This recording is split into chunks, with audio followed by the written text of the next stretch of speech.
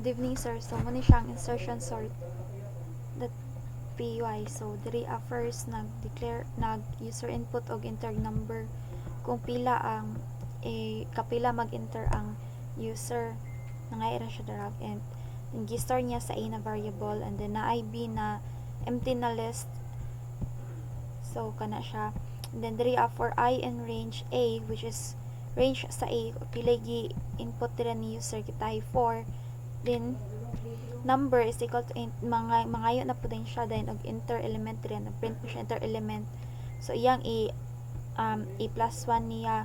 So kana then iyang i-append na dayon. So masulod na pud dito ma-add na dito sa kung pila ka buok ang kuan.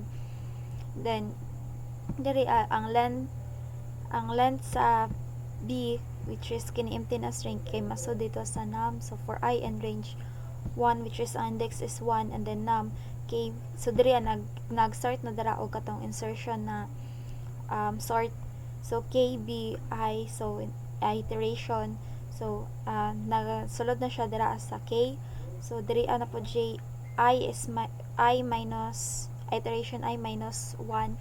So masud dito sa j while j is greater than or equal to 0 and k b is less than b sa j, bj plus 1 or equals bj. So j is minus or equals to 1. So j plus 1 daw. So is equal siya sa k. So print if then step iyang i-print niya kana siya mo append na siya dito tapos ib kana then print din niya sorted list and katong b dayon which is katong number.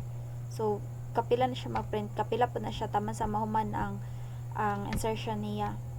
So nga ni siya.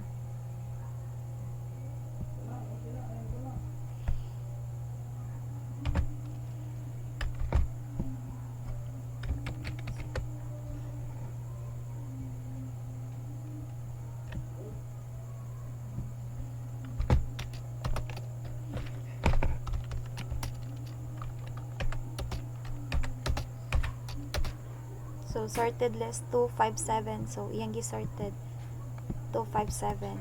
So marada sir.